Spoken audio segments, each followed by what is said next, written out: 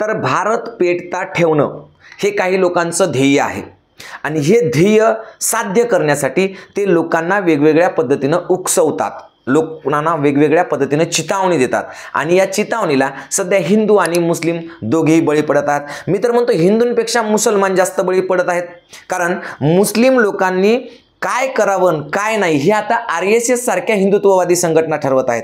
म्हणजे मुस्लिमांनी कधी रस्त्यावर यावं हे RSS ठरवते, मुस्लिमांनी कधी मोर्चे काढावेत हे सुद्धा RSS किंवा तत्सम हिंदू संघटना ठरवतात। म्हणजे भारत पेटता ठेवण्यासाठी जी टाळी वाजायला लागते ती दोन्ही हातांनी वाजायला लागते, दोन्ही म्हणजे दोन धर्मांनी, हिंदू आणि मुस्लिम। तर हिंदूंनी तर विशेष म्हणजे कट्टरतावादी जे हिंदू आहेत की ज्यांना म्हणजे आणखीन हे कळालेलं नाही की आपला धर्म हा सहिष्णू आहे, आपला धर्म हा शांततेचं प्रतीक आहे, आपल्या धर्माने अवघे विश्वची माझे घर म्हणजे अख्खं विश्व हे आपले एक कुटुंब आहे, ही जी शिकवण दिलेली आहे ती शिकवण हिंदू धर्माची नसून कट्टरता हा एक हिंदू धर्म आहे असा काहीतरी भ्रम करून घेतला आहे। त्याच्यामुळे हिंदू तर या गोष्टीला बळी पडतच आहेत, पण हिंदूंपेक्षा जास्त मुस्लिमांना कधी रस्त्यावर आणायचं, मुस्लिमांना केव्हा आंदोलन करायला लावायचे, मुस्लिमांना कधी मोर्चे करायला लावायचे हे पुरेपूरपणे आता काही लोकांना कळालेलं आहे आणि त्या पद्धतीने त्यांचं काम सुरू आहे। सध्या पश्चिम बंगालमध्ये हिंदू मुस्लिम यांच्यामध्ये दंगली सुरू आहे, जाळपोळ सुरू आहे। पश्चिम बंगालचं पूर्ण वातावरण आता ढवळून निघालेलं आहे। तिथे काही दिवसानंतर निवडणूक आहेत आणि निवडणुकांच्या पूर्वी हिंदू मुस्लिम वाद निर्माण होणं हे काही आता भारतात नवीन राहिलं नाही। शेंबड्या लेकराला सुद्धा कळते की निवडणुकीच्या आधी हिंदू मुस्लिम मतांची विभागणी व्यवस्थितरित्या व्हावी आणि सत्तेचा मलिदा आपल्याला खाता यावा म्हणून हे वाद लावल्या जातात, त्याच्यात काही नवीन राहिलेलं नाही। महाराष्ट्रामध्ये सुद्धा हा प्रयत्न झाला, पण महाराष्ट्रात नागपूरमध्ये जे काही घडलं त्याच्यानंतर इथल्या महाराष्ट्रातल्या जनतेने ते प्रयत्न हाणून पाडले आणि महाराष्ट्र शांत ठेवला, त्याबद्दल महाराष्ट्रातल्या हिंदू मुस्लिम सहित सर्व जनतेचे खूप खूप आभार। मूळ मुद्दा असा आहे की नेमकं हे घडतंय का, याच्या पाठीमागं कोण आहे। जरी आपण म्हणत असलो की कोणतीही गोष्ट ही एका हाताने टाळी वाजत नाही, पण ह्या दोन्ही टाळ्या वाजवण्यासाठी एक हिंदूंचा आणि एक मुसलमानांचा दोन्ही हात एकत्र आणण्याचं काम कोण करते। तुम्ही पाहिलं असेल मागच्या काही दिवसामध्ये सध्या महाराष्ट्रामध्ये आणि भारतामध्ये दोन महत्त्वाचे प्रश्न गाजत आहेत। पहिला प्रश्न काय आहे तर औरंगजेबाची कबर, दुसरा प्रश्न काय आहे तर वक्फ कायदा, म्हणजे जो नवीन वक्फ कायदा झाला आहे की नाही वक्फ बोर्डाचा, तर त्या वक्फ बोर्डाच्या नवीन कायद्यानुसार हिंदू आणि मुस्लिम यांच्यामध्ये तणाव निर्माण होतो आहे।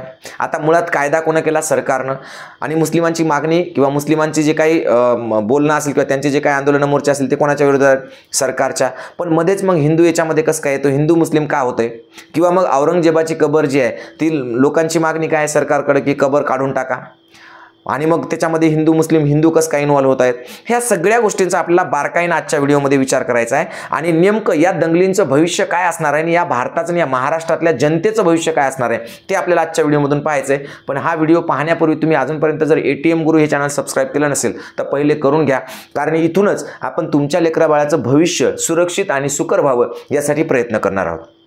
तर बघा दोन मुद्दे, एक औरंगजेबाचा मुद्दा, निर्माण कोणी केला औरंगजेबाचा मुद्दा तर हिंदुत्ववादी संघटनांनी स्पष्टपणे असं सांगितलं की ज्या औरंगजेबानं आमच्या स्वराज्यावर हल्ला केला, स्वराज्यावर चाल केली, त्या औरंगजेबाची कबर इथं नकोय, इथं ती कबर असता कामा नाही, म्हणून काय केलं काही लोकांनी मागणी केली।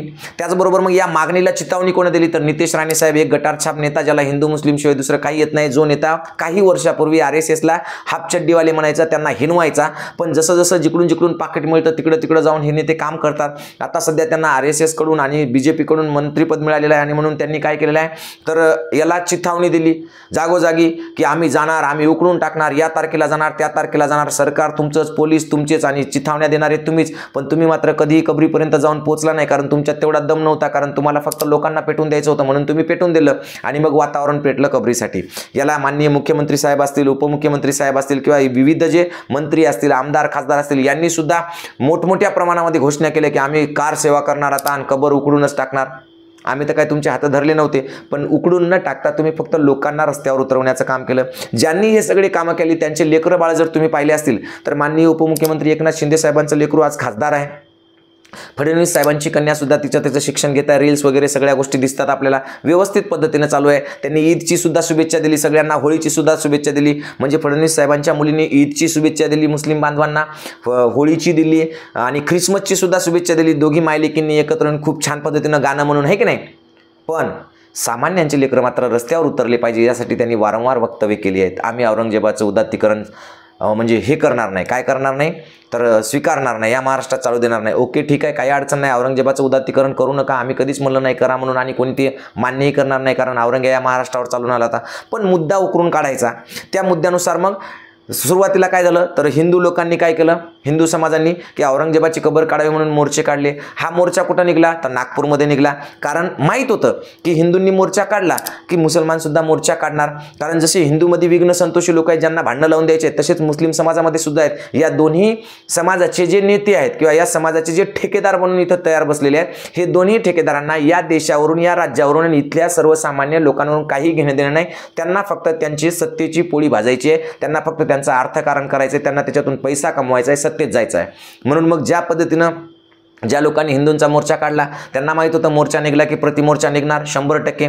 आणि बरोबर मुस्लिमांनी सुद्धा प्रतिमोर्चा काढला. नुसताच काढला नाही तर मग त्यात त्यांनी जाळपोळ केली, गाड्या जाळल्या, दुकानं जाळले, गोरगरीब लोकांची रोजीरोटीची जे दुकानं होती ती दुकानं सुद्धा जाळल्या गेली, गाड्या जाळल्या गेल्या, अतोनात लोकांचं नुकसान झालं, लोक रस्त्यावर आली. याचा परिणाम काय झाला तर पुन्हा दंगलीच्या केसेस पडल्या, त्याच्यामध्ये 300, 400 मुलांना अटक झाली. म्हणजे एकंदरीत नुकसान कोणाचं झालं इथं, फक्त आणि फक्त हिंदू लोकांची दुकानं जळली किंवा गाड्या जळल्या किंवा काही प्रॉपर्टीचं नुकसान झालं असेल तर त्या हिंदूंची. आणि मग ज्यांनी जाळलं किंवा केलं त्यांच्यावर दंगलीचे गुन्हे दाखल झाले. मग त्याच्यामध्ये काही निष्पाप असतील, काही सहज फिरायला म्हणून बाहेर गेले असतील किंवा कोणी असतील, त्या सगळ्यांवर दंगलीचे गुन्हे दाखल झाले. म्हणजे हिंदू मुस्लिम दोघांचंही नुकसान झालं. पण याचा फायदा कोणाला झाला तर निश्चितच सत्ताधाऱ्यांना, आहे की नाही. हिंदू मुस्लिमांमध्ये द्वेष निर्माण करायचा होता, त्याला ते यशस्वी ठरले. मग आता ही तत्कालिक घटना आहे औरंगजेबाच्या कबरीची, पण त्याच्या मागे मूळ काय आहे ते आपल्याला पाहावं लागेल. जसं आता वक्फ बोर्डाचा नवीन एक कायदा आलाय, नवा कायदा केलाय.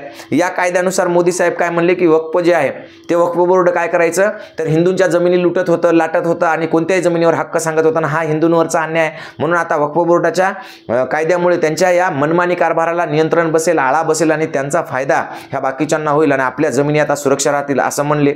मग लोकांना वाटलं वक्फ बोर्ड म्हणजे मुस्लिमांवर काहीतरी गंडांतर आलं काय की, आणि मग त्या पद्धतीनं मुस्लिमांनी मोर्चा काढला. मुर्शिदाबादमध्ये मोर्चा काढला की लगेच दंगल सुरू झाली. म्हणजे आता इथं वक्फ कायदा हे याचं तत्कालिक कारण ठरलं. पण जरी औरंगजेब कारण असेल किंवा वक्फ कायदा कारण असेल तरी त्या कारणांच्या मागे एक कारण आहे आणि ते कारण असं आहे सत्ता. मूळ मुद्दा आहे सत्ता. कारण त्यांना पक्क माहीत आहे की इथल्या हिंदूंना कधी रस्त्यावर उतरायचं, इथल्या मुस्लिमांना कधी रस्त्यावर उतरायचं. कारण तुम्हाला साधी सिंपल गोष्ट सांगतो, जोपर्यंत हिंदू आणि मुस्लिम मतांचं ध्रुवीकरण होत नाही किंवा हिंदू मुस्लिम दंगली पेटत नाहीत तोपर्यंत लोक शासनाच्या कारभारावर, कामावर बोलतील की शासनानं विजेसाठी काय केलं, पाण्यासाठी काय केलं, शिक्षणासाठी काय केलं, बेरोजगारीसाठी काय केलं, शेतीसाठी काय केलं, नवीन रोजगार निर्मितीसाठी काय केलं. या सगळ्या गोष्टींवर लोक बोलतील आणि याच्यावर जर लोक बोलले तर आपल्याला शासन चालवण्यास अवघड होईल. म्हणून लोकांनी या गोष्टीवर न बोलता केवळ हिंदू आणि मुस्लिम या धर्मांवर बोलावं आणि त्यातच लोकांनी गुरफटून राहावं. आणि म्हणून मग हा महाराष्ट्र आणि भारत पेटवता ठेवण्याचं काम इथले राजकारणी आणि ह्या संघटना करत आहेत. आणि या संघटनेच्या कामाला सगळ्यात जास्त बळी कोण पडत आहे तर मुस्लिम लोक बळी पडत आहेत. अगदी मी तर म्हणतो हिंदुत्ववादी संघटनेनं हिंदूंकडून जे काम करून घेऊ शकले नाहीत ते काम आता मुस्लिमांकडून ते करून घेऊ शकत आहेत. आणि याचं कारण केवळ आणि केवळ अज्ञान आणि काही दलिंदर नेते ज्यांना तुमच्या समाजाचं काही घेणं देणं नाही, ज्यांना फक्त हिंदू मुस्लिम वाद वाढवायचा आणि स्वतःची पोळी भाजून घ्यायची, ज्यांचं या संघटनांशी साटलोटा आहे, जे पैसे घेतात आणि अशा मोर्चे आंदोलन स्पॉन्सर करतात. अरे कायदा आहे ना भारतामध्ये, डॉक्टर बाबासाहेब आंबेडकरांचा कायदा. एखादी गोष्ट चुकीची वाटली, कायद्याला धरून वाटली नाही तर तुम्ही न्यायालयात जाऊ शकता, कोर्टात जाऊ शकता, आपली मागणी मागू शकता, न्याय मिळवू शकता. रस्त्यावर उतरण्याची काय गरज आहे? रस्त्यावर उतरलात तरी जाळपोळ आणि अशा पद्धतीनं दंगली घडवून आणण्यासाठी जी लोक तुमच्यात घुसतात ती मग तुमचा फायदा घेतात. आता काल मुर्शिदाबादच्या जंगलीमध्ये पाहिलं असेल की मुस्लिम वेषांतर करून काही हिंदू लोकांनी तिथं काहीतरी अनुचित घटना घडली, त्याचे व्हिडिओ व्हायरल झाले. त्यांनी स्वतःने सांगितलं, स्वतःचं नाव देवाशीष असं नाव सांगितलं त्यानं, पण तो मुस्लिम वेषामध्ये होता. मग हे काय आहे? हे षडयंत्र आहे इथल्या हिंदूंना आणि मुसलमानांना आपसात झुंजवण्यासाठीचं. मग हे षडयंत्र बंद करायचं असेल तर हिंदूंनी आणि मुसलमानांनी एक गोष्ट लक्षात घेतली पाहिजे की तुम्ही रस्त्यावर उतरण्यापूर्वी एका गोष्टीचा विचार करा की ज्या गोष्टीसाठी तुम्ही रस्त्यावर जात आहात त्या गोष्टीनं तुमच्या लेकराबाळांचं भलं होणार आहे का, तुमच्या मायबापाचं भलं होणार आहे का, तुमच्या बायकोचं भलं होणार आहे का, तुमच्या कुटुंबाचं भलं होणार आहे का, 4 पैसे तुम्हाला मिळणार आहेत का त्याच्यातून प्रामाणिकपणे, किंवा तुम्हाला काम धंदा हाताला रोजगार मिळणार आहे का. जर मिळत नसेल तर कोणताही धर्म वाचवण्याच्या भानगडीत तुम्ही पडू नका, कारण इथला धर्म वाचवण्यासाठी आणि या देशाची संस्कृती वाचवण्यासाठी इथला कायदा सक्षम आहे, इथले कायदे, इथलं संविधान सक्षम आहे. त्याच्यामुळं कोणत्याही अशा फालतू गोष्टीसाठी रस्त्यावर उतरण्यापूर्वी एक वेळा विचार करा. मुस्लिमांना माझं आव्हान आहे कळकळीचं की तुम्ही आता सुधरा. या फुटकळ नेत्यांच्या लादी लागू नका की जे भडकाऊ भाषणं करतात, है की नाही. आमच्याकडे काही कमी नाहीत. नितेश राणे साहेब आहेतच की आता आम्ही कार सेवा घेऊन जाऊ औरंगजेबाच्या कबरीवर. काहून नाही आले तुम्ही? लोकांनाच पाठवा. बरं झालं लोक शहाणे झाले. आमचे लोक गेलेच नाही. कार सेवा नको काहीच नको म्हणले. कबर आहे ते तुम्ही तुमचं तुम्ही कबरन तुम्ही पाहून घ्या. आम्हाला त्या इतिहासाशी काही घेणं देणं नाही. 400 वर्षापूर्वी गाडलेला इतिहास उकरून त्याच्यात काही नवे मुद्दे टाकायचे नाहीत. आम्हाला आमचं काही घेणं देणं नाही. म्हणून महाराष्ट्रामध्ये कोणत्याच प्रकारचे लोक कार सेवा करायला किंवा कबर उकरायला गेले नाही.